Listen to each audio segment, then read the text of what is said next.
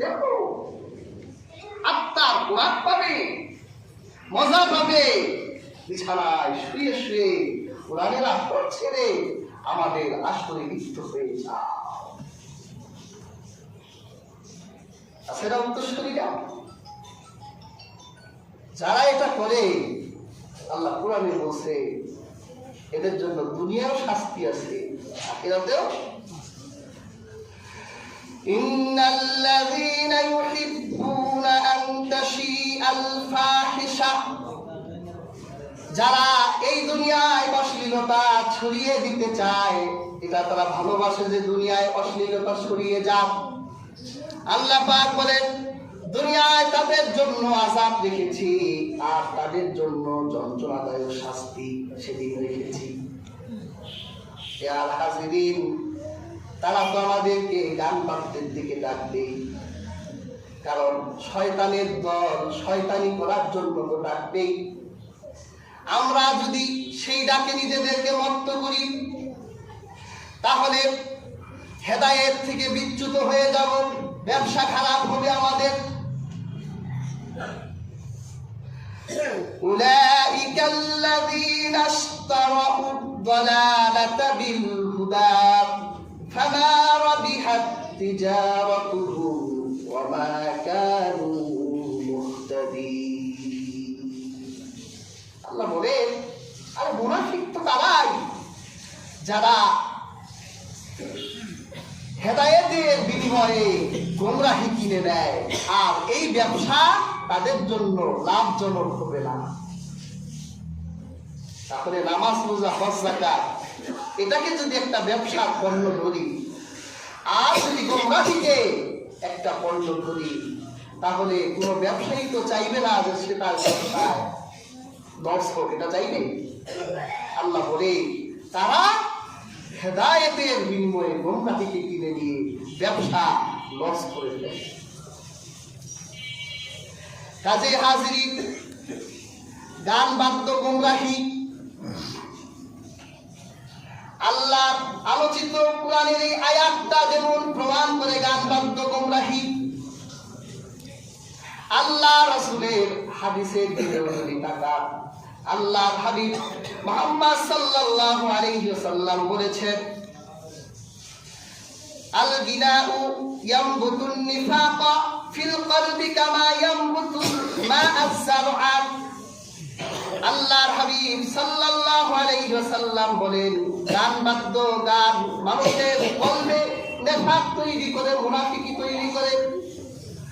যেইভাবে আগাছার ভিতরে পানি ঢাললে আগাছা জন্ম নেয়, আর হাজিরিন এই কলবের ভিতরে আল্লাহর জিকির থাকবে। আর আপনি যদি এই কলবের ভিতরে অসারতা চাষ করেন, তাহলে আল্লাহর জিকিরের পরিবর্তে একটা মুনাফিকি পাবে, অসার বাক্যকে তার কলবে স্থান দিবে।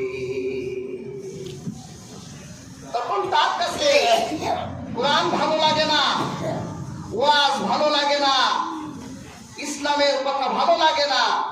মোবাইলে তার কাছে একটা ওয়াজ আসলে সরাই দেয়, না এটা ভালো লাগতেছে না, একটা নাটক দেখি,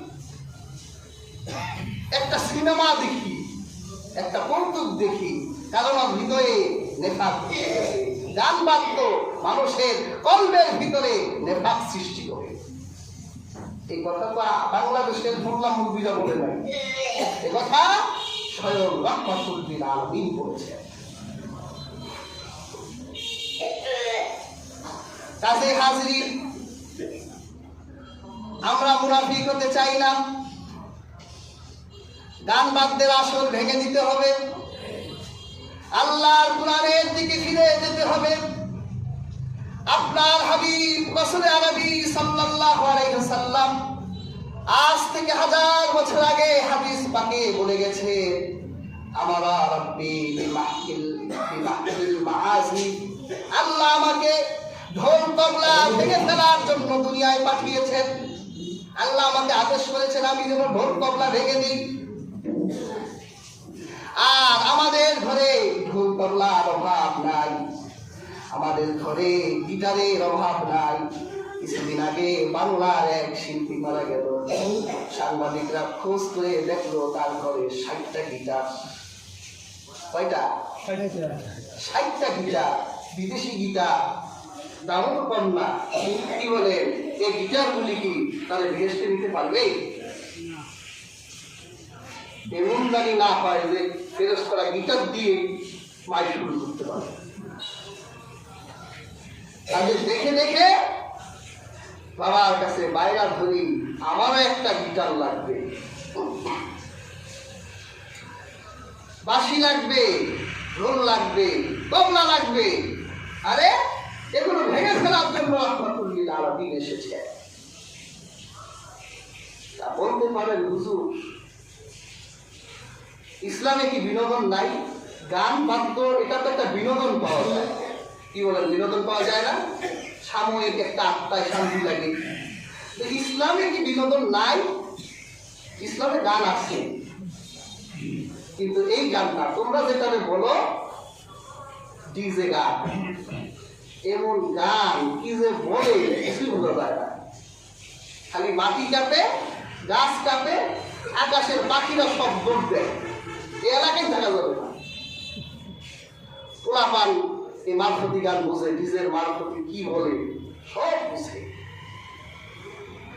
আর গানের ভিতরে অসার কথাই বেশি হয়। গান গায় আকাশে লক্ষ তারা, চাঁদ কিন্তু একটাই দেখি। আকাশে তো একটাই চাঁদ আছে, তো সবাই দেখি। এটা কিছু বোঝা যায়?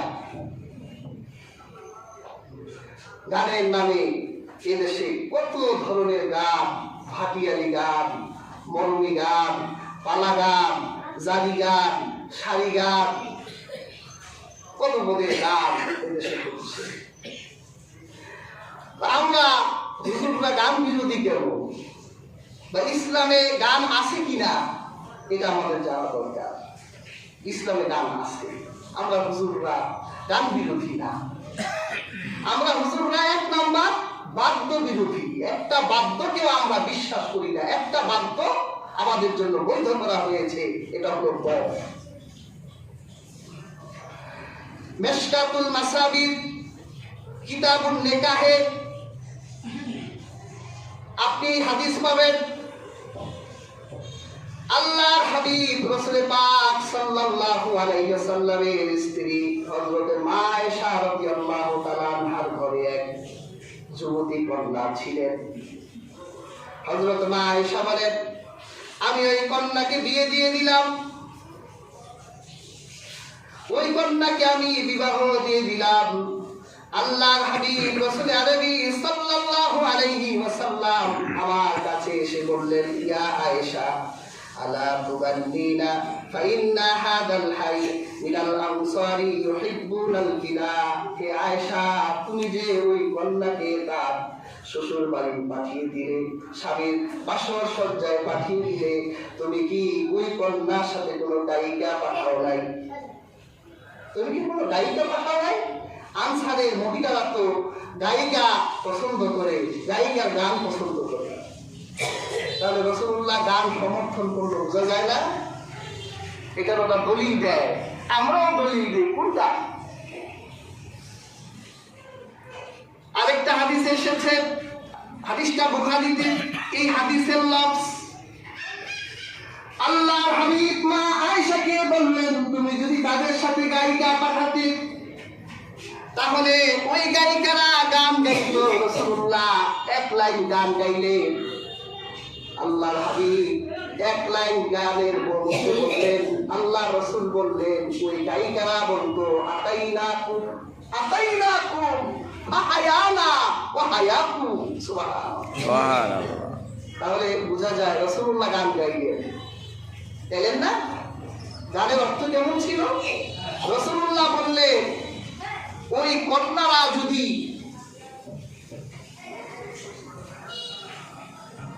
তার সাথে যদি গায়িকারা যেত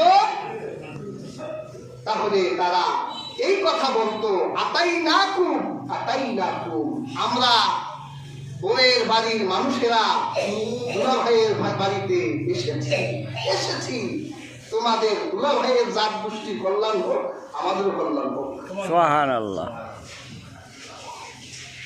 রাসূলুল্লাহ গান গাইলেন, গানের অর্থ কত ভালো, তোমরাও কল্যাণ হও, আমরাও কল্যাণ হই। জন্য মুহাদ্দিসরা বলেন যে আমাদের দেশে আগের দিনের মা চাচিরা গীত গাইতো না, ওই গীতের অর্থ কিন্তু ভালো।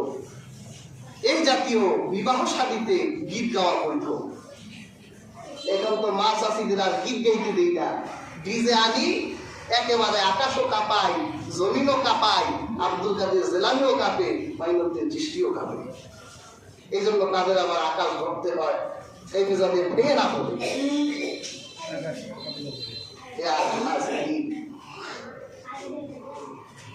এই জাতীয় কথা বিবাহ শাদীতে গাওয়া জায়েজ এবং বৈধ। আর দফের ব্যাপারে হাদিস কি? আল্লাহর হাবিব বলে ফাসলু মা বাইনা হালালি ওয়াল হারামি আস-সাউতু ওয়াদ-দাফু ফিন নিকাহ। আল্লাহর হাবিব বলেন বিবাহ বৈধ এবং অবৈধ হবে দুইটা বিষয়ে। একটা হলো যে বিবাহে উচ্চ আওয়াজ হবে, অর্থাৎ বিবাহে আনন্দ হতে হবে, চুপচাপ বিয়ে হবে না। তাহলে জানাইলেন না, চুপচাপ বিয়ে করাই দিলেন। আল্লাহ রাসূল বলেন এটা বৈধ বিবাহ নয়, জানাতে হবে, উচ্চ আওয়াজ হতে হবে, দাওয়াত দেওয়া নেওয়া থাকতে হবে, ন্যূনতম কিছু লোক জানবে যে হ্যাঁ বিয়ে হচ্ছে। আর 2 নম্বর হলো বিবাহের বৈধতা এবং অবৈধতা পাওয়ার দ্বিতীয় বিষয় হবে দপ বাজবে। তার মানে বিবাহে দপ বাজা বৈধ। আল্লাহ রাসূল যেহেতু বলেছেন, তাহলে আমাদের ইসলাম বলে শুধু একটি বাদ্যই জায়েজ, আর সেই বাদ্যটা হলো দপ। দপ ছিলেন ঢোল না, মানে ঢোলের মতোই, এটা একটা প্লেটের মতো চামড়া দিয়ে বানানো হয়, এখানে আঘাত দিয়ে 2টা আওয়াজ হয় না, একটা আওয়াজই হয়। এটা দপ, এটা বৈধ রেখেছে ইসলাম। এছাড়া আর যা আছে হারিন্দা, নারিন্দা, সারিন্দা, ঢোল, তবলা, বাঁশি সব বিলকুল হারাম। এগুলো বাজলেই হৃদয়ে নেফাক তৈরি হবে, মুনাফিক হয়ে যাবে।